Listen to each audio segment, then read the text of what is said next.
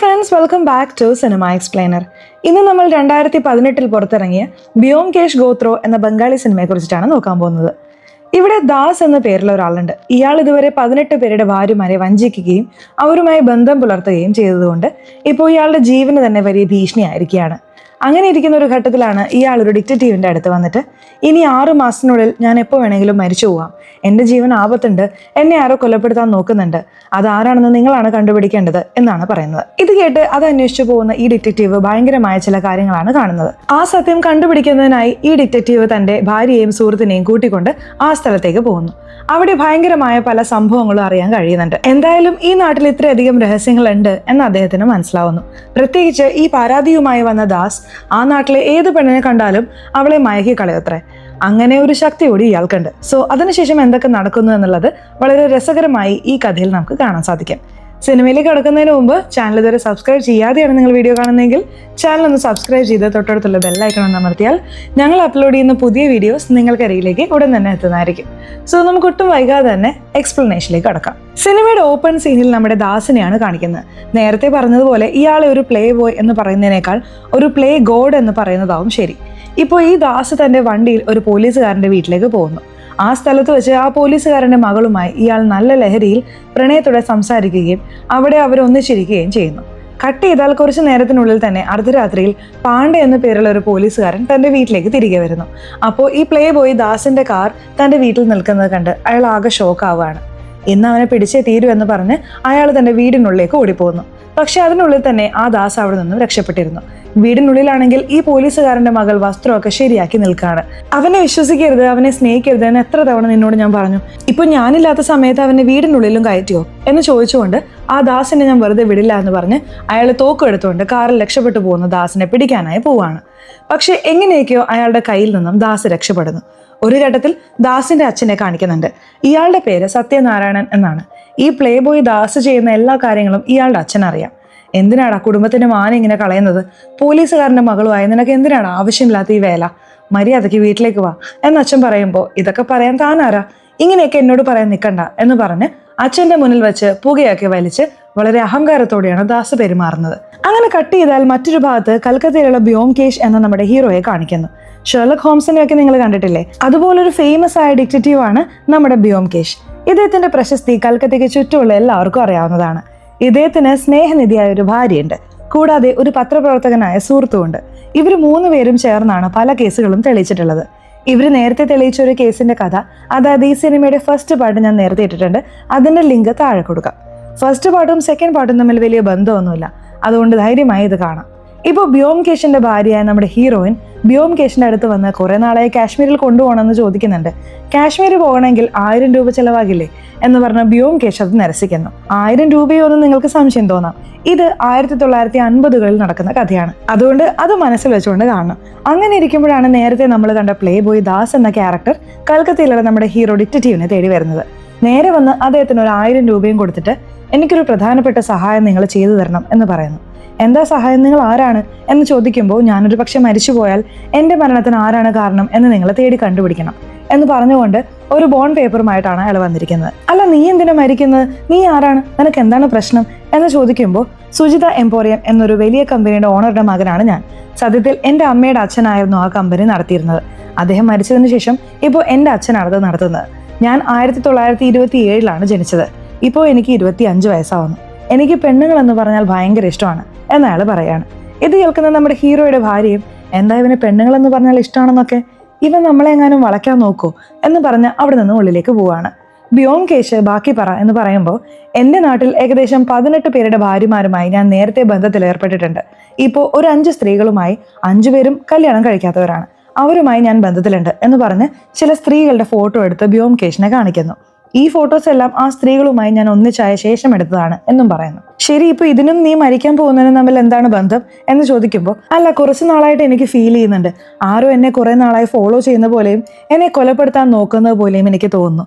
എൻ്റെ മരണത്തിനെ കുറിച്ച് ഓർത്ത് എനിക്ക് വിഷമമില്ല, പക്ഷെ ആ മരണത്തിന് കാരണക്കാരനാവുന്ന എന്നെ കൊല്ലാൻ വരുന്നവനെ നിങ്ങൾ എങ്ങനെയെങ്കിലും പിടിക്കണം. അതിനു വേണ്ടിയിട്ടാണ് ഞാൻ ഇവിടെ വന്നത് എന്ന് അയാൾ അവിടെ പറയാണ്. അത് കണ്ടുപിടിക്കുന്നതിനായി എൻ്റെ നാടായ മുസൂറി എന്ന മലമ്പ്രദേശത്തേക്ക് വരണം എന്ന് പറയുന്നു. ഇവരും അതിന് സമ്മതിക്കുന്നുണ്ട്. നന്നായി മനസ്സിലാക്കിക്കോ, ദാസ് മരിക്കാൻ പോകുന്നതിനെ കുറിച്ച് ഓർത്ത് ഭയപ്പെടുന്നില്ല. പക്ഷെ ഒരു പക്ഷെ ഞാൻ മരിച്ചാൽ അതിന്റെ കാരണക്കാരനെ നിങ്ങൾ കണ്ടുപിടിക്കണം എന്ന് മാത്രമാണ് നമ്മുടെ ഹീറോയോട് പറഞ്ഞിട്ട് പോകുന്നത്. ഇപ്പോൾ ഹീറോയും തന്റെ ഭാര്യയോടും സുഹൃത്തിനോടൊപ്പം ആ നാട്ടിലേക്ക് പുറപ്പെടുന്നു. മറ്റൊരു ഭാഗത്ത് ദാസിന്റെ അച്ഛനായ സത്യനാരായണൻ ആ ലോക്കൽ പോലീസുകാരനായ പാണ്ഡെയുടെ അടുത്ത് വന്നിട്ട് തന്റെ മകൻ ചെയ്ത തെറ്റിന് ക്ഷമ ചോദിക്കുന്നു. പക്ഷേ ആ പാണ്ഡെ എൻ്റെ വീട്ടിൽ മാത്രം കയറിയാൽ കുഴപ്പമില്ലായിരുന്നു, പലരുടെയും വീടുകളിൽ നിന്റെ മകൻ കയറുന്നുണ്ട്, അവൻ പല പെണ്ണുങ്ങളെയും മയക്കി ഇവിടെയുള്ള പല ഭർത്താക്കന്മാരുടെയും സമാധാനം കളഞ്ഞിരിക്കുകയാണ്, ഇവിടെയുള്ള എല്ലാവരും കടുത്ത വെറുപ്പിലാണ് നിൽക്കുന്നത്, താൻ നാട്ടിലെ വലിയ ആളായതുകൊണ്ട് മാത്രമാണ് ഞങ്ങൾ ക്ഷമിച്ചു പോകുന്നത് എന്ന് പറഞ്ഞ് വളരെ അപമാനിക്കുന്ന രീതിയിൽ ദാസിന്റെ അച്ഛനോട് സംസാരിക്കുന്നു. അതേ അപമാനത്തോടെ അദ്ദേഹം തന്റെ വീട്ടിലേക്ക് വരികയാണ്. ദാസിന്റെ അച്ഛന്റെ വീട്ടിൽ 4 ആളുകളാണുള്ളത്. ദാസിന്റെ അമ്മ, അതുകൂടാതെ ലിംഗം എന്ന് പറയുന്ന ഒരാളുണ്ട്. അയാൾ ആരാണെന്ന് നമുക്ക് പിന്നീട് നോക്കാം. പിന്നെ അയാളുടെ അനിയത്തിയും ഉണ്ട്. ഇത് കൂടാതെ വീട്ടിൽ ചില വേലക്കാരും ഉണ്ട്. പിന്നെ നമ്മുടെ പ്ലേ ബോയ് ദാസും ഉണ്ട്. ഇതാ ഇവിടെ നിൽക്കുന്ന ആളാണ് ലിംഗം. ഇത് ഇയാളുടെ അനിയത്തി. ഈ ലിംഗത്തിന്റെ അനിയത്തിയുമായും നമ്മുടെ പ്ലേ ബോയ് ദാസ് ബന്ധത്തിലാണ്. ഇതറിഞ്ഞ് ലിംഗം തന്റെ അനിയത്തിയെ ഭയങ്കരമായി വഴക്ക് പറയുന്നുണ്ട്. ഇനി മേലാൽ ആ ദാസുമായി സംസാരിക്കുന്നത് ഞാൻ കണ്ട മര്യാദയ്ക്ക് നിന്നോ എന്നും അയാൾ പറയുന്നുണ്ട്. അങ്ങനെ ഒരു സമയത്ത് ഈ ലിംഗത്തിന്റെ അനിയത്തി ദാസിനെ ഫോൺ ചെയ്ത് വീട്ടിലെല്ലാവരും നിന്റെ കാര്യത്തിൽ ഭയങ്കര ദേഷ്യത്തിലാണ്, നിന്റെ അച്ഛൻ ഇന്നലെ ആ പോലീസുകാരൻ്റെ അടുത്തൊന്നും അപമാനം കേട്ട് വെറുപ്പിലാണ്, മറ്റൊരു ഭാഗത്ത് എൻ്റെ ചേട്ടനും നിന്റെ കൂടെ സംസാരിക്കരുതെന്ന് പറഞ്ഞിട്ടുണ്ട് എന്നൊക്കെ പറയുമ്പോൾ ദാസ് അവിടെ നിന്ന് അവളെ വീണ്ടും മയക്കുന്ന രീതിയിൽ അതിനെക്കുറിച്ചൊന്നും ഓർത്ത് നീ വിഷമിക്കണ്ട, അവസാനം നമ്മൾ ഒന്നിച്ചുണ്ടായിരുന്ന നിമിഷങ്ങളെക്കുറിച്ചൊന്ന് ആലോചിച്ച് നോക്കിയേ, ഇന്ന് രാത്രി അച്ഛനും അമ്മയും ഉറങ്ങിയ ശേഷം താഴെയുള്ള നിന്റെ മുറിയിലേക്ക് ഞാൻ വരാം എന്ന് പറഞ്ഞ് ദാസ് ഫോൺ വെക്കുന്നു. ഇപ്പോഴാണ് ലിംഗവും അവരുടെ അനിയത്തിയും എന്തിനാണ് പ്ലേ ബോയ് ആയ ദാസിന്റെ വീട്ടിൽ നിൽക്കുന്നത് എന്നതിന്റെ കാരണം പറയുന്നത്. ദാസിന്റെ അച്ഛനായ സത്യനാരായണന്റെ സുഹൃത്താണ് ഈ ലിംഗം. ലിംഗം ബംഗ്ലാദേശിലുണ്ടായിരുന്നു. അവിടെ യുദ്ധം നടന്ന സമയത്ത് ബംഗ്ലാദേശിൽ നിന്നും അഭയാർത്ഥികളായി ഈ ലിംഗവും അയാളുടെ അനിയത്തിയും അയാളുടെ കാമുകിയും ഈ നാട്ടിലേക്ക് വന്നു. അങ്ങനെയാണ് സത്യനാരായണനെ കണ്ട് അദ്ദേഹത്തിന്റെ വീട്ടിൽ തന്നെ സെറ്റിലായത്. സത്യനാരായണന്റെ കമ്പനിയിൽ ഈ ലിംഗം ഒരു പാർട്ട്ണർ ആയതുകൊണ്ട് സത്യനാരായണൻ അതേ വീട്ടിൽ തന്നെ ലിംഗത്തെയും താമസിപ്പിച്ചിരിക്കുകയാണ്. ശരി, ഈ ലിംഗത്തിന് ഒരു കാമുകി ഉണ്ടെന്ന് പറഞ്ഞല്ലോ, അതാരാണെന്ന് ചോദിച്ചാൽ അവരൊരു ക്ലബ് ഡാൻസറാണ്. ട്വിസ്റ്റ് എന്താണെന്ന് വെച്ചാൽ നമ്മുടെ പ്ലേ ബോയ് ദാസ് ഈ ക്ലബ് ഡാൻസറായ സ്ത്രീയുമായും ഒരു ബന്ധം വെച്ചിട്ടുണ്ട്. ഇതും നമ്മുടെ ലിംഗത്തിന് തീരെ ഇഷ്ടമല്ല. എടാ, നീ എൻ്റെ അനിയത്തിയും സ്വന്തമാക്കാൻ നോക്കുന്നു, മറ്റൊരു ഭാഗത്ത് എൻ്റെ കാമുകയും സ്വന്തമാക്കാൻ നോക്കുന്നു, നിന്റെ മരണം എൻ്റെ കൈകൊണ്ട് തന്നെയാടാ എന്നൊരു ദേഷ്യത്തിലാണ് അയാൾ ഇരിക്കുന്നത്. അതുകൊണ്ട് തന്നെയാണ് ഇയാളാണ് ആദ്യത്തെ സംശയിക്കപ്പെടുന്ന ആൾ. അങ്ങനെ ഇരിക്കുമ്പോഴാണ് നമ്മുടെ ബ്യോംകേഷും അദ്ദേഹത്തിന്റെ ഭാര്യയോടും സുഹൃത്തിനോടൊപ്പം ആ നാട്ടിൽ വന്ന് താമസിക്കുന്നത്. അങ്ങനെ മാർക്കറ്റിലേക്ക് പോകുമ്പോൾ ആ നാട്ടിലെ പോലീസുകാരനായ പാണ്ഡെയുടെ മകൾ മാർക്കറ്റിലേക്ക് വരുന്നതായി കാണുന്നു. ആ പെൺകുട്ടിയെ കണ്ട ഉടനെ തന്നെ ഇതാ പ്ലേ ബോയ് ദാസുമായി ബന്ധമുള്ള പെൺകുട്ടിയല്ലേ, ഇത് നമ്മുടെ ഹീറോ കണ്ടുപിടിക്കുന്നുണ്ട്. ഹീറോയ്ക്ക് എങ്ങനെ അത് മനസ്സിലായി എന്ന് ചോദിച്ചാൽ ദാസ് ഹീറോയെ കാണാൻ വന്നപ്പോൾ ഫോട്ടോസ് ഒക്കെ കാണിച്ചിരുന്നില്ലേ, ഇപ്പോൾ ബന്ധമുള്ള ചില പെൺകുട്ടികളുടെ ഫോട്ടോസ്, അതുവഴി ഇദ്ദേഹം അത് ഊഹിച്ചെടുക്കുന്നുണ്ട്. അങ്ങനെ ആ പെൺകുട്ടിയെ ഫോളോ ചെയ്തു പോകുമ്പോൾ അത് ആ നാട്ടിലെ പോലീസുകാരൻ്റെ മകളാണെന്ന് ഹീറോ മനസ്സിലാക്കുന്നു. അപ്പോൾ ആ ഇൻസ്പെക്ടർ പാണ്ഡെയും നമ്മുടെ ഹീറോ ബ്യോംകേഷിനെ കണ്ടിട്ട് അയ്യോ ബ്യോംകേഷ് സാർ നിങ്ങളാണോ, ഞാൻ നിങ്ങളുടെ വലിയ ഫാനാണ് എന്ന് പറഞ്ഞ് ബ്യോംകേഷിനെ വീട്ടിൽ വരുത്തി നന്നായി സംസാരിച്ച് സൽക്കരിക്കുന്നു. അതുവഴി ആ പോലീസുകാരനും നമ്മുടെ ബ്യോംകേഷും ഫ്രണ്ട്സ് ആവുന്നു. ബ്യോംകേഷും തന്റെ ഭാര്യയോടും സുഹൃത്തിനോടൊപ്പം ഒരു ദിവസം ലഞ്ചിന് ഈ പോലീസുകാരന്റെ വീട്ടിലേക്ക് വരുന്നു. അപ്പോഴാണ് ആ പോലീസുകാരന്റെ മകൾ ഒരു കാര്യം ആലോചിച്ച് നോക്കുന്നത്. ആക്ച്വലി ആ പ്ലേ ബോയ് ദാസുമായി ഇവർ ഒന്നിച്ചിരിക്കുന്ന സമയത്ത് എന്റെ ജീവൻ ഇപ്പോൾ ഭീഷണിയുണ്ട് എന്ന് ആ പെൺകുട്ടിയോട് പറഞ്ഞിരുന്നു. ഈ പെൺകുട്ടിയാണ് കൽക്കത്തയിൽ ബ്യോംകേഷ് എന്ന പേരുള്ള വലിയൊരു ഡിറ്റക്റ്റീവ് ഉണ്ട്, അദ്ദേഹത്തിന്റെ അടുത്ത് ഒരു പക്ഷെ അദ്ദേഹം നിങ്ങളെ രക്ഷിച്ചേക്കാം എന്ന് പറഞ്ഞിരുന്നത്. അത് കേട്ടിട്ടാണ് ഈ ദാസ് നമ്മുടെ ബ്യോംകേഷിന്റെ കോൺടാക്റ്റിലേക്ക് വരുന്നത്. അതൊക്കെ അവിടെ കാണിക്കുന്നുണ്ട്. ഇങ്ങനൊരു വേളയിൽ നമ്മുടെ ഹീറോ ഒരു മാർക്കറ്റിലേക്ക് പോകുമ്പോൾ തന്റെ അടുത്ത് പരാതി നൽകിയ ആ പ്ലേ ബോയ് ദാസിനെ കാണുന്നു. ആ ദാസിനെ കൊലപ്പെടുത്താനായിട്ട് 4-5 ഗുണ്ടകൾ ഓടി വരികയാണ്. ആ 4-5 പേരോടും എങ്ങനെയൊക്കെയോ അടിപിടി കൂടി ദാസ് അവിടെ നിന്നും രക്ഷപ്പെടുന്നു. ഇതൊരു സൈഡിൽ നിന്നും നമ്മുടെ ഹീറോ ശ്രദ്ധിക്കുന്നുണ്ടായിരുന്നു. ഇപ്പോൾ അടി കിട്ടിയ ആ ഗുണ്ടകളെ നമ്മുടെ ഹീറോ ഫോളോ ചെയ്യാണ്. അപ്പോഴാണ് ആ ഗുണ്ടകളെ നമ്മുടെ ലിംഗമാണ് അയച്ചതെന്ന് മനസ്സിലാക്കുന്നത്. എൻ്റെ അനിയത്തിയുടെ കൂടെയും എൻ്റെ കാമുകിയുടെ കൂടെയും അവൻ ബന്ധം വെച്ചിരിക്കുകയാണോ എന്ന് പറഞ്ഞ് ഈ ഗുണ്ടകളെ വെച്ച് വരട്ടാമെന്ന് കരുതി ദാസിനെ അടിക്കാൻ ആളെ സെറ്റ് ചെയ്തതാണ്. ഇതെല്ലാം നമ്മുടെ ഹീറോ നോട്ട് ചെയ്ത് വെക്കുന്നു. ശരി, നാട്ടിലേക്ക് വന്ന ആ പ്ലേ ബോയ് ദാസിനെ നമ്മൾ നേരിട്ട് പോയി കണ്ടില്ലല്ലോ എന്ന് പറഞ്ഞ് ദാസിന്റെ കമ്പനിയിലേക്കും നമ്മുടെ ഹീറോ തന്റെ ഭാര്യയുമായി ദാസിനെ കാണാൻ ചെല്ലാണ്. പക്ഷെ ആ ദാസ് എന്താ സാർ, ഞാൻ മരിച്ചതിന് ശേഷമേ അത് അന്വേഷിക്കുകയുള്ളൂ എന്നാണ് ഞാൻ കരുതിയത്, എന്നെ രക്ഷിക്കാൻ തന്നെ വന്നിരിക്കുകയാണല്ലേ. ശരി, വന്നു. ഞങ്ങളുടെ കടയിൽ സ്വെറ്ററൊക്കെ വളരെ ഫേമസ് ആണ്, നിങ്ങളുടെ ഭാര്യയ്ക്ക് സ്വെറ്റർ ഇല്ലെന്ന് തോന്നുന്നു, നല്ല തണുപ്പല്ലേ, അവർക്കൊരു സ്വെറ്റർ കൊടുക്കണം എന്ന് പറഞ്ഞ് 50% ഓഫറാണെന്നും പറഞ്ഞ് ഒരു സ്വെറ്റർ ഹീറോയുടെ ഭാര്യയ്ക്ക് കൊടുക്കുന്നു. അവിടെ ഈ ദാസ് സംസാരിക്കുന്നതൊക്കെ കാണുമ്പോൾ ഹീറോയുടെ ഭാര്യയ്ക്ക് ഒരു മാതിരി ആവുന്നുണ്ട്. ഈ ദാസ് നമുക്ക് തണുക്കുന്നുണ്ടെന്ന് കണ്ട് മനസ്സിലാക്കിയല്ലോ, ഇങ്ങനെയാണ് പല പെണ്ണുങ്ങളെയും ഈ പ്ലേ ബോയ് ദാസ് മയക്കുന്നത് എന്ന് അവർ മനസ്സിലാക്കുന്നു. എത്ര ദൂരം വന്നതല്ലേ, ഒരു കോഫി കുടിക്കാമെന്ന് പറഞ്ഞ് ഒരു സ്റ്റാർ ഹോട്ടലിലേക്കും നമ്മുടെ ഹീറോയുടെ കുടുംബത്തെ ഈ ദാസ് കൂട്ടിക്കൊണ്ടുപോകുന്നു. അവിടെയും കോഫി വാങ്ങി ഹീറോയുടെ ഭാര്യയ്ക്കാണ് ആദ്യം കൊടുക്കുന്നത്. അങ്ങനെ കൊടുക്കുമ്പോൾ ഹീറോയുടെ ഭാര്യയുടെ കൈ ഒന്ന് സ്പർശിച്ചുകൊണ്ടാണ് കൊടുക്കുന്നത്. അതും അവർക്കൊരു ഫീൽ ഉണ്ടാക്കുന്നുണ്ട്. ഇപ്പോൾ നമ്മുടെ ഹീറോയും അദ്ദേഹത്തിന്റെ സുഹൃത്തും നമ്മുടെ ഹീറോയിനെ അവരുടെ റൂമിലിട്ടിട്ട് നീ ഇവിടെ തന്നെ ഇരിക്കുക, ഈ കേസ് അന്വേഷിക്കുന്നതിനായി ഞങ്ങൾ അടുത്തുനിന്ന് പോയിട്ട് വരാം എന്ന് പറഞ്ഞ് അവർ പോവുകയാണ്. അപ്പോഴാണ് നമ്മുടെ ഹീറോയിന് ആ പ്ലേ ബോയ് ദാസ് ഒരു സ്വെറ്റർ കൊടുത്തല്ലോ, അതിനുള്ളിൽ ഒരു കത്ത് വെച്ച് കൊടുത്തിട്ടുണ്ടായിരുന്നു. അതിലും അവരെ വർണ്ണിച്ച് വളരെ വശീകരിക്കുന്ന രീതിയിൽ ചില കവിതകളൊക്കെ എഴുതി കൊടുത്തിട്ടുണ്ട്. അത് വായിക്കും തോറും നമ്മുടെ ഹീറോയുടെ ഭാര്യയുടെ മനസ്സ് മാറാൻ തുടങ്ങുന്നു. അതേ രാത്രിയിൽ അവരുടെ റൂമിന് അടുത്തായി ഒരു വിസിൽ സൗണ്ട് കേൾക്കുന്നുണ്ട്. എന്താണെന്ന് പോയി നോക്കിയാൽ അവിടെ ആ പ്ലേ ബോയ് ദാസ് വന്ന് നിൽക്കുന്നു. ഒരു നിമിഷം അവർക്ക് തെറ്റായ ചില ചിന്തകളൊക്കെ വന്നെങ്കിലും തന്റെ ഭർത്താവിനെ മനസ്സിൽ ഓർത്തുകൊണ്ട് അവിടെ എങ്ങനെയോ ആ ദാസിനെ ഒഴിവാക്കി വാതിലടക്കുകയാണ്. അതുകൊണ്ട് ദാസും ആ സ്ഥലത്തു നിന്നും തന്റെ വണ്ടി എടുത്ത് പോവാണ്. അങ്ങനെ അവൻ വണ്ടിയിൽ പോകുന്നത് ആ വഴിയെ നടന്നു പോകുന്ന നമ്മുടെ ഹീറോയും അദ്ദേഹത്തിന്റെ സുഹൃത്തും കാണാണ്. അങ്ങനെ ആ ദാസ് എവിടേക്കാണ് പോകുന്നതെന്ന് നോക്കിയാൽ അവൻ ഒരു ക്ലബിലേക്കാണ് പോകുന്നത്. ആ ക്ലബിൽ ഒരു ക്ലബ് ഡാൻസർ ഉണ്ട്. നേരത്തെ പറഞ്ഞില്ലേ, ആ വീട്ടിലുള്ള ലിംഗം കാമുകിയായി സ്നേഹിക്കുന്ന പെണ്ണാണ് ഈ ക്ലബ് ഡാൻസർ. പക്ഷെ അവർക്കും നമ്മുടെ ദാസിനെയാണല്ലോ ഇഷ്ടം. സോ ഈ കാര്യങ്ങളൊക്കെ അവിടെ വന്ന് നമ്മുടെ ഹീറോയും അദ്ദേഹത്തിന്റെ സുഹൃത്തും മനസ്സിലാക്കുന്നു. അതേ ക്ലബിൽ 2 വ്യക്തികൾ ഈ ദാസിനെ തന്നെ നോട്ടമിട്ട് നിൽക്കുന്നതും നമ്മുടെ ഹീറോ ശ്രദ്ധിക്കുന്നു. ഒരു ഘട്ടത്തിൽ ഹീറോ ഈ പണിയൊക്കെ കഴിഞ്ഞ് തന്റെ മുറിയിലേക്ക് തിരികെ വരുമ്പോൾ തന്റെ ഭാര്യ കരഞ്ഞുകൊണ്ടിരിക്കുന്നത് ശ്രദ്ധിക്കുകയാണ്. ഹീറോയിനും കുറച്ച് ദേഷ്യപ്പെട്ടിട്ട് ഇതുപോലൊരു വൃത്തികെട്ടവനെ എന്തിനാണ് രക്ഷിക്കാൻ നോക്കുന്നത്, കുറച്ചു നേരം കൊണ്ട് തന്നെ അവൻ എങ്ങനെയൊക്കെ ടോർച്ചർ ചെയ്തു എന്നറിയാമോ എന്ന് പറഞ്ഞ് ആ ദാസ് കൊടുത്ത കത്തും കോഫി കൊടുക്കുമ്പോൾ കൈ തൊട്ടതെല്ലാം നമ്മുടെ ഹീറോയോട് തുറന്നു പറയുന്നു. ഹീറോയും തന്റെ ഭാര്യയെ സമാധാനിപ്പിച്ച് ഞാൻ നിന്റെ കൂടെ ഉള്ളിടത്തോളം നിനക്കൊന്നും സംഭവിക്കില്ല എന്ന് പറയുന്നു. അങ്ങനെ ഒരു രാത്രിയിൽ നമ്മുടെ ഹീറോയെയും അദ്ദേഹത്തിന്റെ ഭാര്യയെയും സുഹൃത്തിനെയും വീണ്ടും ആ പോലീസുകാരൻ പാണ്ഡെ വിരുന്നിന് വിളിക്കുന്നു. ഹീറോ ആ പോലീസുകാരന്റെ വീട്ടിൽ നിന്നും വിരുന്ന് കഴിഞ്ഞ് അവിടെ നിന്ന് ഇറങ്ങുമ്പോൾ ആ പോലീസുകാരന്റെ മകൾ അവിടെ ആ പ്ലേ ബോയ് ദാസുമായി ഒന്നിച്ചു നിൽക്കുന്നത് നമ്മുടെ ഹീറോ കാണാണ്. ഇപ്പോൾ ആ രാത്രിയാണ് ഒരു ഭയങ്കരമായ സംഭവം നടക്കുന്നത്. അങ്ങനെ പോലീസുകാരന്റെ മകളുമായി സല്ലപിച്ച ശേഷം ഈ പ്ലേ ബോയ് ദാസ് നേരെ ആ ക്ലബ് ഡാൻസറെ വന്ന് കാണാണ്. അങ്ങനെ ആ ക്ലബ് ഡാൻസറുമായും വളരെ സന്തോഷത്തോടെ സംസാരിക്കുന്നു. അപ്പോഴാണ് ആ ദാസിനോട് ക്ലബ് ഡാൻസർ നമുക്ക് രണ്ടുപേർക്കും കല്യാണം കഴിക്കാം, ഇവിടെ നിന്നും ഒളിച്ചോടി കൽക്കത്തയിൽ പോയി ജീവിക്കാം, നമുക്കായി ഒരു ജീവിതം ഉണ്ടാക്കാം എന്ന് പറയുന്നത്. പക്ഷെ ദാസ് ഇല്ല, അത് നടക്കില്ലെന്ന് എനിക്ക് തോന്നുന്നു. കാരണം എൻ്റെ ജീവിതം വേറൊരു ദിശയിലാണ്. എൻ്റെ ലൈഫ് എപ്പോഴും നിശ്ചയമില്ലാത്തൊരു ജീവിതമാണ്. ഞാൻ എപ്പോൾ വേണമെങ്കിലും ഈ ലോകം വിട്ടു പോവാം, ഒരു ഇരുട്ടിലാണ് ഞാൻ ജീവിക്കുന്നത് എന്ന് അയാൾ അവിടെ പറയാണ്. ഇപ്പോൾ ആ ദാസ് തൻ്റെ വീട്ടിലേക്ക് തിരികെ വരികയാണ്. നല്ലപോലെ മദ്യപിച്ചിട്ടാണ് അയാൾ വീട്ടിലേക്ക് പോകുന്നത്. അങ്ങനെ കാറ് നിർത്തിയിട്ട് നടന്നു വരുമ്പോൾ അവരുടെ വീടിന് ചുറ്റും ഇരുട്ടാണ്. വീട്ടിലേക്ക് കയറാൻ ഒരു പടിക്കെട്ട് കയറണം. ആ പടിക്കെട്ട് കയറുമ്പോൾ പെട്ടെന്ന് കാല് തെറ്റി നമ്മുടെ പ്ലേ ബോയ് ദാസ് താഴെ വീഴുന്നു. ആ സമയത്ത് അയാളുടെ മുതുകിൽ തന്നെ ഒരു വെടിയുണ്ട വന്ന് കൊള്ളുകയാണ്. അങ്ങനെ ആ സ്ഥലത്ത് വെച്ച് നമ്മുടെ ദാസ് മരിക്കുന്നു. ഇപ്പോൾ രാവിലെ നമ്മുടെ ഹീറോ വ്യോംകേശിന് അദ്ദേഹത്തിന്റെ സുഹൃത്ത് ഒരു വാർത്ത കൊണ്ടുവരികയാണ്.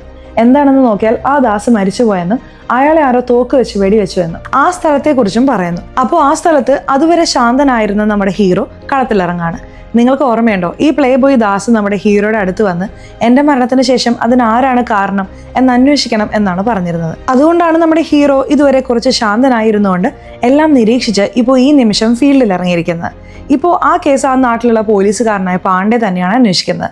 എന്നാൽ പാണ്ഡെയോടും താൻ ഈ കേസ് അന്വേഷിക്കാൻ ആഗ്രഹിക്കുന്നുവെന്നും എനിക്ക് നിങ്ങളുടെ മേൽ പോലും സംശയമുണ്ട് എന്നും പറഞ്ഞ് നമ്മുടെ വ്യോംകേശ് തന്റെ യഥാർത്ഥ മുഖം കാണിക്കുന്നു. ഇപ്പോൾ നേരെ ഉള്ളിൽ ദാസിന്റെ അച്ഛനെ വന്ന് കാണാണ്. അദ്ദേഹം വളരെ സങ്കടത്തിലാണ്. അപ്പോഴാണ് അയാൾ ദാസ് കൊടുത്ത ബോണ്ട് പേപ്പർ കാണിച്ച് നിങ്ങളുടെ മകൻ തന്നെയാണ് അവന്റെ മരണത്തിന് ശേഷം ഈ കേസ് എന്നോട് അന്വേഷിക്കാൻ പറഞ്ഞത്, അതുകൊണ്ട് എന്നെ തടയാൻ ഇവിടെ ആർക്കും അവകാശമില്ല എന്ന് നമ്മുടെ ഹീറോ അവിടെ പറയാണ്. ഇപ്പോൾ ആ സ്ഥലത്ത് ചില ഫോട്ടോസ് ഇരിക്കുന്നതും നമ്മുടെ ഹീറോ നോട്ട് ചെയ്യുന്നുണ്ട്. ഇപ്പോൾ മരിച്ചുപോയ ദാസിന്റെ അച്ഛനോട് രാത്രി നിങ്ങൾ എവിടെയായിരുന്നു എന്ന് ചോദിക്കുമ്പോൾ ഞാൻ നല്ല ഉറക്കത്തിലായിരുന്നു, അപ്പോൾ പെട്ടെന്ന് ഒരു തോക്ക് പൊട്ടുന്ന ശബ്ദം കേട്ടു. എന്താണെന്ന് ലൈറ്റിട്ട് വെളിയിൽ വന്ന് നോക്കിയപ്പോൾ വാതിൽക്കൽ എൻ്റെ മകൻ മരിച്ചു കിടക്കുന്നു സാർ എന്ന് പറഞ്ഞ് അദ്ദേഹം അവിടെ വാ വിട്ട് കരയാണ്. അപ്പോൾ ആ സ്ഥലത്ത് ഷുംകി എന്ന പേരിലൊരു പെൺകുട്ടി വരുന്നു. ഇവളാണ് നമ്മുടെ ലിംഗത്തിന്റെ അനിയത്തി. ഇവരുമായും ആ ദാസ് ബന്ധം വെച്ചിരുന്നല്ലോ. അവരും ഒരു വലിയ ദുഃഖത്തോടെ ഇരിക്കുന്നത് നമ്മുടെ ഹീറോ ശ്രദ്ധിക്കുന്നു. ഇപ്പോൾ ആ വീട്ടിലെ വേലക്കാരനോടും നമ്മുടെ ഹീറോ അന്വേഷിക്കുമ്പോൾ ദാസിന്റെ അച്ഛൻ സത്യനാരായണൻ എന്തു പറഞ്ഞോ അതേ കാര്യമാണ് അവരും പറയുന്നത്. ഒരു ഘട്ടത്തിൽ ഈ പോലീസുകാരന്റെ മകളുണ്ടല്ലോ, അവർ വന്ന് നമ്മുടെ ഹീറോയെ കാണാണ്. ഈ മരണത്തിൽ എൻ്റെ അച്ഛൻ പാണ്ഡേക്ക് ബന്ധം ഉണ്ടാവുമോ എന്ന് എനിക്ക് സംശയമുണ്ട്. കാരണം നേരത്തെ എൻ്റെ അച്ഛൻ ഞാൻ അവൻ്റെ കൂടെ ബന്ധത്തിലാണെന്ന് പറഞ്ഞ് ഒരു വൈരാഗ്യത്തോടെ ഇരിക്കുകയായിരുന്നു എന്നും പറയുന്നു. മറ്റൊരു ഭാഗത്ത് ഈ ലിംഗം ഉണ്ടല്ലോ, അയാളെ വന്ന് നമ്മുടെ ഹീറോ കാണുന്നുണ്ട്. ലിംഗം ആണെങ്കിൽ സാർ നിങ്ങൾ കൊൽക്കത്തക്കാരനാണ്, ഇത് ഞങ്ങളുടെ നാടാണ്, ആവശ്യമില്ലാതെ ഇൻവെസ്റ്റിഗേഷൻ നടത്തുന്നു എന്ന് പറഞ്ഞ് വെറുതെ പുലിവാല് പിടിക്കരുത്, ഇപ്പോൾ തന്നെ ഈ കേസ് വിട്ട് പൊക്കോ എന്നൊക്കെ പറഞ്ഞ് ഭീഷണിപ്പെടുത്തുന്നു. എന്നാൽ ആ ഭീഷണിയിലൊന്നും നമ്മുടെ ഹീറോ വീഴുന്നില്ല. അപ്പോഴാണ് നമ്മുടെ ഹീറോ വീണ്ടും മരിച്ചുപോയ ദാസിന്റെ അച്ഛൻ്റെ അടുത്തേക്ക് വന്നിട്ട് എനിക്ക് ദാസിന്റെ അമ്മയോട് സംസാരിക്കണം എന്ന് ചോദിക്കുന്നത്. അവർ വലിയ മാനസിക വിഷമത്തിലാണ്, സംസാരിക്കാൻ കഴിയില്ല എന്ന് അദ്ദേഹം പറയാണ്. ഇപ്പോൾ ഒരു ക്ലൂവും കിട്ടുന്നില്ലല്ലോ, മോട്ടീവ് അറിയാം പക്ഷെ ആരായിരിക്കും ചെയ്തത് എന്ന് അറിയില്ലല്ലോ എന്ന് പറഞ്ഞ് ഹീറോയും തലപോയിക്കുകയാണ്. ഇപ്പോൾ ആ ദാസ് മരിച്ചു കിടന്ന സ്ഥലത്തേക്ക് വരികയാണ്. അവിടെ സ്കെച്ച് മാർക്കൊക്കെ ഇട്ട് വെച്ചിട്ടുണ്ട്. അപ്പോൾ അതിനടുത്തായി ഒരു സിൽവർ കളറിലുള്ള ചെറിയ വട്ടം പോലെ ഒന്ന് ആ പടിക്കെട്ടിൽ ഒട്ടിയിരിക്കുന്നത് അദ്ദേഹം ശ്രദ്ധിക്കുകയാണ്. അതെന്താണെന്ന് ദാസിന്റെ അച്ഛനോടും ചോദിക്കുമ്പോൾ അറിയില്ല എന്ന് അദ്ദേഹം പറയാണ്.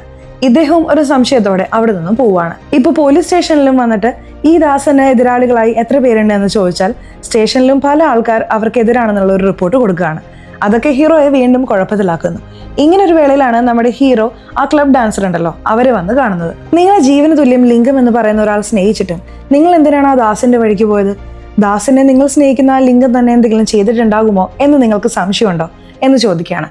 അപ്പോഴാണ് അവരും ഒരു സത്യം പറയുന്നത്. സത്യത്തിൽ ഞാനും ലിംഗവും ബംഗ്ലാദേശിലായിരിക്കുമ്പോൾ പ്രണയിച്ചിരുന്നു. ലിംഗത്തിന് ഒരു അനിയത്തി ഉണ്ടായിരുന്നു. അപ്പോഴാണ് യുദ്ധം വന്നത്. എന്നെ ലിംഗം അവിടെ നിന്നും അവന്റെ അനിയത്തിയോടൊപ്പം ചേർത്ത് രക്ഷപ്പെടുത്തി ഇന്ത്യയിലേക്ക് കൊണ്ടുവന്നു. അങ്ങനെ ദാസിന്റെ അച്ഛന്റെ വീട്ടിൽ തന്നെ എന്നെയും താമസിപ്പിച്ചു. അതിനുശേഷം എന്റെ മനസ്സുകൊണ്ട് ഞാൻ സ്നേഹിക്കുന്ന പെണ്ണിങ്ങനെ തന്നെ ഇരിക്കണം എന്ന് പറഞ്ഞ് എനിക്ക് കുറെ നിയന്ത്രണങ്ങൾ ഏർപ്പെടുത്തി. എന്നെ വീട്ടിൽ തന്നെ ഇരുത്തി. അവനെ എതിർത്ത് വഴക്കിട്ടിട്ടാണ് ഞാൻ ആ ക്ലബ്ബിൽ പോയി ഡാൻസ് കളിക്കാൻ തുടങ്ങിയത്. അതിനുശേഷമാണ് ദാസിനെ ഞാൻ കുറച്ചായി പ്രണയിക്കാൻ തുടങ്ങിയത്. ഇതൊക്കെ അറിഞ്ഞ ലിംഗവും എൻ്റെ അടുത്ത് വന്ന് ഭയങ്കരമായി വഴക്കിട്ടു. അപ്പോൾ അവനോട് നീ ചെയ്ത ക്രൂരത കൊണ്ടാണ് ഞാൻ ഇങ്ങനെ ഒരു തീരുമാനം എടുത്തത്. എന്തൊക്കെയാണെങ്കിലും ആ ദാസ് പല പെണ്ണുങ്ങളുമായി ബന്ധത്തിലാണെങ്കിലും അവന്റെ കയ്യിൽ പണമുണ്ട്, നിന്റെ കയ്യിൽ പണമില്ല. അവൻ പെണ്ണുങ്ങളെ ബഹുമാനിക്കുന്നു, ആഗ്രഹങ്ങൾ മനസ്സിലാക്കുന്നു. എന്നാൽ നീ അത് മനസ്സിലാക്കിയില്ല എന്ന് പറഞ്ഞ് ഞാൻ ആ ലിംഗത്തെ വേണ്ട എന്ന് പറഞ്ഞു. അതിൽ നിന്നും ലിംഗത്തിന് ഈ ദാസിന്റെ മേലൊരു ദേഷ്യം ഉണ്ടായിരുന്നു.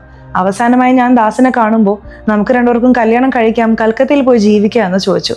പക്ഷെ ആ ദാസ് എൻ്റെ ജീവന് ഉറപ്പില്ല എന്ന് പറഞ്ഞു. ഇതൊക്കെ മനസ്സിൽ വെച്ചുകൊണ്ടാണ് അവൻ അങ്ങനെ പറഞ്ഞത് എന്ന് തോന്നുന്നു. അവനെ ഇങ്ങനെ ചെയ്തത് ആരാണെങ്കിലും എങ്ങനെയെങ്കിലും നിങ്ങൾ കണ്ടുപിടിക്കണം എന്നിവരും പറയാണ്. ഇപ്പോൾ ദാസിന്റെ വീട്ടിൽ തന്നെ എന്തെങ്കിലും തിരഞ്ഞു നോക്കാമെന്ന് കരുതി ഹീറോ ദാസിന്റെ വീട്ടിലേക്ക് വരികയാണ്. അച്ഛൻ പുറത്തുപോയ സമയം നോക്കി ആ ദാസിന്റെ അച്ഛന്റെ റൂമിൽ നോക്കുന്നുണ്ട്. ദാസിന്റെ അച്ഛന്റെ ബെഡിൽ ഒരു തലയണ മാത്രം ഇരിക്കുന്നത് ശ്രദ്ധിക്കുന്നു. അതേ വീട്ടിൽ തന്നെയാണല്ലോ ലിംഗവും താമസിക്കുന്നത്. അങ്ങനെ അയാളോട് അന്വേഷിക്കുമ്പോഴും സാർ ഞാനൊന്നും ചെയ്തിട്ടില്ല സാർ, എനിക്ക് അവന്റെ മേൽ ദേഷ്യം ഉണ്ടായിരുന്നു. പിന്നെ ഗുണ്ടകളെ വെച്ച് ഞാൻ അടിച്ചു, പക്ഷെ ഒരിക്കലും അവനെ കൊലപ്പെടുത്താണെന്ന് ഞാൻ കരുതിയിട്ടില്ല എന്ന് പറഞ്ഞ അയാൾ നിഷേധിക്കുന്നു. അപ്പോഴാണ് ഹീറോയ്ക്ക് ഈ പോലീസുകാരൻ പോസ്റ്റ്മോർട്ടം റിപ്പോർട്ട് കൊടുക്കുന്നത്. അതിലൂടെ ഒരു തോക്ക്, അതായത് ഒരു പിസ്റ്റൾ വെച്ചാണ് ഈ ദാസിനെ കൊലപ്പെടുത്തിയത് എന്ന് അതിൽ മെൻഷൻ ചെയ്തിട്ടുണ്ട്. 100 മീറ്ററിനുള്ളിൽ നിന്നാണ് ദാസിനെ വെടിവെച്ചിരിക്കുന്നത് എന്നും അതിലുണ്ട്. ഇപ്പോൾ തിരികെ ദാസ് മരിച്ചു കിടന്ന സ്ഥലത്തേക്ക് നമ്മുടെ ഹീറോ പോവാണ്. അവിടെ ആ പടിക്കെട്ടിന് താഴെ വന്ന് നോക്കുന്നുണ്ട്. അവിടെ 100 മീറ്റർ അളവെടുത്ത് നോക്കിയാൽ അവിടെ ഒരു മരമുണ്ട്. ആ മരത്തിൽ നിന്നും ദാസിനെ കറക്റ്റായി വെടിവെച്ചിട്ടുണ്ടാകണം.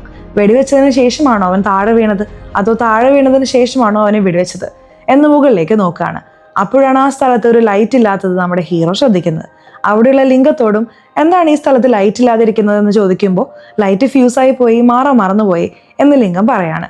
ഫ്യൂസ് പോയോ, അതോ മനഃപൂർവ്വം ഈ സ്ഥലം ഇരുട്ടാക്കണമെന്ന് ആരെങ്കിലും പ്ലാൻ ഇട്ടിട്ടുണ്ടോ എന്ന് ഹീറോ ആലോചിക്കുകയാണ്. അപ്പോഴാണ് അതേ സ്ഥലത്തിരിക്കുന്ന ആ പടിക്കെട്ടിൽ ഒരു സിൽവർ പ്ലേറ്റ് പോലെ കണ്ടിരുന്നല്ലോ, അത് നമ്മുടെ ഹീറോ വീണ്ടും ശ്രദ്ധിക്കുന്നത്. അപ്പോഴാണ് അദ്ദേഹത്തിന് ഒരു കാര്യം സ്ട്രൈക്ക് ആവുന്നത്. ദാസ് ഈ ഇരുട്ട് വഴി കൂടെ വന്നപ്പോൾ ദാസിനെ കുനിയാൻ വെക്കണമെന്ന് കരുതി ആരോ ഈ സിൽവർ പ്ലേറ്റ് ഇവിടെ വെച്ചിരിക്കണം. അതെന്താണെന്ന് ദാസ് കുനിഞ്ഞു നോക്കുന്ന സമയത്ത് അയാളെ ഈ 100 മീറ്ററിൽ നിന്നും ആരോ തോക്ക് വെച്ച് വെടിവെച്ചിട്ടുണ്ടാവണം എന്ന് അദ്ദേഹം ഊഹിക്കുന്നു. അങ്ങനെ ഒരു സമയത്താണ് ഒരു പ്രധാനപ്പെട്ട കാര്യം ഹീറോയുടെ സുഹൃത്ത് ഒരു പത്രത്തിൽ കണ്ടുപിടിക്കുന്നത്. 1927 വന്ന ഒരു പത്രത്തിൽ ഫെബ്രുവരി മാസമാണ് നമ്മുടെ ഹീറോ ദാസിന്റെ അമ്മയ്ക്കും അച്ഛനും കല്യാണം നടന്നതായി ഇട്ടിരിക്കുന്നത്. എന്നാൽ ദാസ് ജൂൺ മാസത്തിലാണ് ജനിച്ചിരിക്കുന്നത്. വെറും 4 മാസം വ്യത്യാസം. അവിടെയാണ് നമ്മുടെ ഹീറോ ഒരു കാര്യം കണ്ടുപിടിക്കുന്നത്. അവിടെ നമ്മുടെ ഹീറോയും ആ ദാസിന്റെ കമ്പനിയിലുള്ള ഒരു പഴയ ജോലിക്കാരനോട് അന്വേഷിക്കുമ്പോഴും ദാസിന്റെ അമ്മയെ പറ്റി ആ ലേബർ ഒരു സത്യം പറയുന്നു. ആക്ച്വലി ദാസിന്റെ അച്ഛൻ സത്യനാരായണൻ, ദാസിന്റെ അമ്മയുടെ പേര് രേഖ. 1927 ദാസിന്റെ അമ്മയുണ്ടല്ലോ രേഖ, അവരൊരു പ്ലേ ഗേൾ ആയിരുന്നു. അങ്ങനെ ആ സ്ത്രീ 8 പുരുഷന്മാരുമായി അടുത്തിടപഴകുകയും ഒരു വെസ്റ്റേൺ ലൈഫ് സ്റ്റൈലിൽ ജീവിക്കുകയും ചെയ്തിരുന്നു. അതിൽ ചിലർ വെള്ളക്കാരുമായിരുന്നു. അങ്ങനെ ഒരു ഘട്ടത്തിലാണ് ഈ രേഖ ആ 8 പേരിൽ ആരുടെയോ കുഞ്ഞിനെ വയറ്റിൽ ഗർഭം ധരിക്കുന്നത്. ഇതൊരു ഘട്ടത്തിൽ ആ രേഖയുടെ അച്ഛനെ അറിയാൻ സാധിക്കുന്നുണ്ട്. അദ്ദേഹം വലിയ മാനത്തോടെ ഈ നാട്ടിൽ ജീവിക്കുന്ന ഒരാളാണ്. ഈ വിഷയം മാത്രം നാട്ടിൽ അറിഞ്ഞാൽ നമ്മുടെ മാനം പോവും. 4 മാസമായതുകൊണ്ട് കുഞ്ഞിനെ ഇനി നശിപ്പിക്കാനും കഴിയില്ല. അതുകൊണ്ട് നമ്മുടെ മകൾക്ക് പേരിനെങ്കിലും ആരെങ്കിലും കൊണ്ട് കല്യാണം കഴിപ്പിക്കണമെന്ന് പറഞ്ഞ് അവിടെ കമ്പനിയിൽ ജോലി ചെയ്യുന്ന ലേബറായ ഈ സത്യനാരായണനെ കൊണ്ട്, അതായത് ഇപ്പോഴത്തെ ദാസന്റെ അച്ഛൻ, ദാസിന്റെ അമ്മയായ ഈ രേഖയെ കെട്ടിക്കുന്നു. എന്നാൽ ആദ്യ രാത്രി മുറിയിലേക്ക് വരുമ്പോഴാണ് തന്റെ ഭാര്യ 4 മാസം ഗർഭിണിയാണെന്നുള്ള കാര്യം അറിയാൻ കഴിയുന്നത്. അതിനുശേഷം ഈ സത്യനാരായണൻ അവിടെ വെച്ച് ഈ രേഖയെ പിരിയണമെന്ന് വിചാരിക്കുന്നു. അപ്പോൾ രേഖയുടെ അച്ഛൻ സത്യനാരായണനെ വിളിച്ചിട്ട്, എനിക്ക് ശേഷം ഈ കമ്പനി നിന്റെ പേരിൽ എഴുതി വെക്കാം, എൻ്റെ മകളെ കാലാകാലം അവസാനം വരെ കണ്ണു നനയാതെ നോക്കിക്കോണം. എൻ്റെ മകൾക്ക് ജനിക്കുന്ന ആൺകുട്ടിയെ നീ ദത്തെടുത്ത് നിന്റെ മകനെ പോലെ വളർത്തണം എന്ന് പറഞ്ഞ് ആ സ്ഥലത്ത് വെച്ച് സത്യനാരായണന് പണമൊക്കെ കൊടുത്ത് സെറ്റിൽ ചെയ്ത് അതിന് സമ്മതിപ്പിക്കുന്നത്. ഇതൊക്കെ ഇപ്പോൾ നമ്മുടെ ഹീറോ മനസ്സിലാക്കുന്നു. അതുകൊണ്ടാണ് ദാസിന്റെ അച്ഛനായ സത്യനാരായണന്റെ മുറിയിൽ ഒരു തലയണ മാത്രം അദ്ദേഹത്തിന്റെ ബെഡിലുണ്ടായിരുന്നത്. അദ്ദേഹം ഇപ്പോൾ വരെയും തന്റെ ഭാര്യയോടൊപ്പം ഒന്നിച്ചുറങ്ങാതെയാണ് ജീവിച്ചുകൊണ്ടിരിക്കുന്നത്. ശരി, ഇതിനും ഈ ദാസിനെ കൊലപ്പെടുത്തിയതിനും തമ്മിൽ എന്താണ് ബന്ധമെന്ന് ചോദിക്കുന്നുണ്ടോ? അതിനും ഒരു ബന്ധമുണ്ട്. ഹീറോ അറിഞ്ഞതുപോലെ തന്നെ കുറച്ച് നാളുകൾക്ക് മുമ്പ്, അതായത് ഒരു 5 വർഷത്തിന് മുമ്പ് തന്റെ ജനനത്തെക്കുറിച്ച് ഈ ദാസും അറിഞ്ഞു കാണണം. അയാളുടെ ബർത്ത് സർട്ടിഫിക്കറ്റും അമ്മയുടെ കല്യാണക്കത്തും തമ്മിൽ ഒത്തുനോക്കുമ്പോഴാണ് അത് അയാൾക്ക് മനസ്സിലായിട്ടുണ്ടായിരുന്നത്. അപ്പോഴാണ് തന്റെ അമ്മ ഒരു പ്ലേ ഗേളാണെന്ന് അറിഞ്ഞ് അയാൾ ഒരു ദുഃഖത്തിൽ പോയി ഈ സത്യനാരായണൻ തന്റെ അച്ഛനെ അല്ല എന്നറിഞ്ഞ് അതിൽ നിന്നാണ് അയാൾ കുടിക്കാൻ തുടങ്ങിയത്. അങ്ങനെ ഒരുപാട് ദുശീലങ്ങളും വന്നു. ഇങ്ങനെ എൻ്റെ അച്ഛൻ ആരാണെന്ന് പോലും അറിയാത്ത രീതിയിൽ എനിക്കൊരു മോശം ജന്മം തന്നില്ലേ എന്ന് പറഞ്ഞ് ആ വെറുപ്പിലാണ് അയാൾ നാട്ടിലുള്ള നിറയെ പെണ്ണുങ്ങളുമായി അടുത്ത് പെരുമാറാൻ തുടങ്ങിയത്. എനിക്ക് എത്ര വലിയ അപമാനമാണ് നിങ്ങൾ ഉണ്ടാക്കിയത്, ഈ അച്ഛനും അമ്മയ്ക്കും താൻ തിരിച്ച് അപമാനം കൊടുക്കണമെന്ന് പറഞ്ഞ് അദ്ദേഹം വീട്ടിൽ അഭയാർത്ഥിയായി വന്ന പെണ്ണിനോട് പോലും ബന്ധം വയ്ക്കുകയും അവരുടെ അച്ഛന് പല ചീത്തപ്പേരും സമ്പാദിച്ചു കൊടുക്കുകയും ചെയ്യുന്നത്. ഇവരും എത്രയോ പറഞ്ഞു നോക്കി, പക്ഷെ കേൾക്കുന്നുണ്ടായിരുന്നില്ല. നാട്ടുകാരൊക്കെ വന്ന് ഈ സത്യനാരായണനെ കാർക്കിച്ചു തുപ്പാൻ തുടങ്ങി. ഇത് കാരണം സത്യനാരായണൻ ഉണ്ടാക്കി വെച്ച പേരെല്ലാം നശിച്ചുപോയി. അതുകൊണ്ട് സത്യനാരായണൻ തന്റെ പേര് സംരക്ഷിക്കണമെന്ന് കരുതി സ്വന്തം അല്ലാത്ത തനിക്ക് ജനിക്കാത്ത മകനല്ലേ, എന്നാൽ താൻ വളർത്തിയ മകനെ തന്നെ അദ്ദേഹം കൊലപ്പെടുത്തിയിരിക്കുന്നു എന്നിപ്പോൾ നമ്മുടെ ഹീറോ ആ സത്യം പൊളിക്കുകയാണ്. എന്നാൽ സത്യനാരായണൻ അത് നിഷേധിക്കുകയാണ്. ഞാൻ ചെയ്തിട്ടില്ല എന്ന് പറയാണ്. നിങ്ങൾ തന്നെ അത് സമ്മതിക്കുമെന്ന് പറഞ്ഞ് നമ്മുടെ ഹീറോയും അവിടെ നിന്ന് പോവാണ്. അപ്പോഴാണ് സത്യനാരായണന്റെ വീട്ടിൽ ഈ ലിംഗത്തിന്റെ അനിയത്തി ഉണ്ടല്ലോ, അവർ നമ്മുടെ ഹീറോയെ വന്ന് കാണുന്നത്. അന്ന് രാത്രി ദാസന്റെ അച്ഛനാണ് ദാസനെ കൊലപ്പെടുത്തിയത്, അത് ഞാൻ നേരിട്ട് കണ്ടതാണ് എന്ന് ഹീറോയോട് പറയുന്നു. അങ്ങനെ ദൃക്സാക്ഷിയും അദ്ദേഹത്തിന് ലഭിക്കുന്നു. ഇപ്പോൾ ഒരു ഘട്ടത്തിൽ ഈ സത്യനാരായണന് വേറെ വഴിയില്ലാതെ ഒരു മലമുകളിലേക്ക് വരാൻ പറയാണ്. ആ സ്ഥലത്ത് തന്റെ ഭാര്യയുമായി വന്നിട്ട്, എൻ്റെ മകൻ കാരണം ഞാൻ ഒരുപാട് കഷ്ടങ്ങൾ അനുഭവിച്ചു, ഞാൻ അവനെ എൻ്റെ മകനെ പോലെ തന്നെയാണ് കണ്ടത്. പക്ഷെ ഒരു 5 വർഷമായി എനിക്ക് അവൻ ഒരുപാട് കഷ്ടപ്പാടുകൾ തന്നു. പോലീസുകാരൻ്റെ അടുത്ത് കെഞ്ചാനിടയാക്കി, നാട്ടിലുള്ള ഒരുപാട് പെണ്ണുങ്ങളുടെ ജീവിതം നശിപ്പിച്ചു, അവരുടെ ഭർത്താക്കന്മാരുടെ അടുത്ത് എന്നെ തല കുനിപ്പിച്ചു. ഇങ്ങനെ ശല്യത്തിന് മേൽ ശല്യം തന്നു. ഒടുവിൽ എൻ്റെ സുഹൃത്തിന്റെ മകളെ പോലും അവൻ മയക്കി ഇങ്ങനെയൊക്കെ ചെയ്തു. അതുകൊണ്ടാണ് അവനെ ഞാൻ കൊലപ്പെടുത്തണമെന്ന് തീരുമാനിച്ചത്.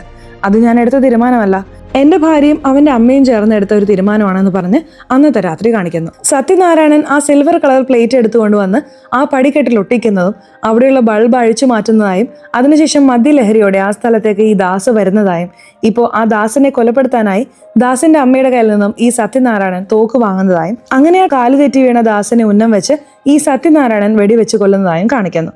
സോ ഇപ്പോൾ ഒരു വഴിയായി എല്ലാ സത്യങ്ങളും നമ്മുടെ ഹീറോ കണ്ടുപിടിച്ച് ഈ കേസും അവസാനിപ്പിക്കുന്നു. എന്തൊക്കെയാണെങ്കിലും ഈ ദാസ് പല പെണ്ണുങ്ങളുമായി ബന്ധത്തിലായിരുന്നെങ്കിലും അവരാരും തന്നെ താൻ മരിച്ച ശേഷം കഷ്ടപ്പെടരുതെന്ന് പറഞ്ഞ് അവരുടെ എല്ലാവരുടെയും പേരിൽ തനിക്ക് സ്വന്തമായ സ്വത്തുകൾ വീതിച്ച് നൽകി എഴുതി വെച്ചിട്ടാണ് മരിച്ചിരിക്കുന്നത്. ആ ആധാരം ആ സ്ത്രീകളുടെ അടുത്ത് ഹീറോ ഏൽപ്പിക്കുന്നുണ്ട്. അങ്ങനെ ഇത്തരമൊരു ട്വിസ്റ്റുള്ള കേസ് നമ്മുടെ ഹീറോ കണ്ടുപിടിച്ച് ഇപ്പോൾ ഭാര്യ ആഗ്രഹിച്ചതുപോലെ ഭാര്യയും കൂട്ടിക്കൊണ്ട് കാശ്മീരിലേക്ക് പോകുന്നതായും കാണിച്ച് ഈ സിനിമ അവസാനിക്കുന്നു. കഥ എങ്ങനെയുണ്ടായിരുന്നു? ഇഷ്ടപ്പെട്ടോ? സിനിമയെക്കുറിച്ചിട്ടുള്ള നിങ്ങളുടെ അഭിപ്രായങ്ങൾ തീർച്ചയായിട്ടും കമൻറ്റ് ബോക്സിൽ രേഖപ്പെടുത്തണേ. അതുപോലെ ചാനൽ ഇതുവരെ സബ്സ്ക്രൈബ് ചെയ്തിട്ടില്ലെങ്കിൽ ചാനൽ ഒന്ന് സബ്സ്ക്രൈബ് ചെയ്ത് ഈ വീഡിയോ ഇഷ്ടപ്പെട്ടാൽ തീർച്ചയായിട്ടും ഒരു ലൈക്ക് കൂടി തരാൻ മറക്കല്ലേ. സോ ഇനി അടുത്തൊരു വീഡിയോയിൽ കാണുന്നവരെ ബൈ.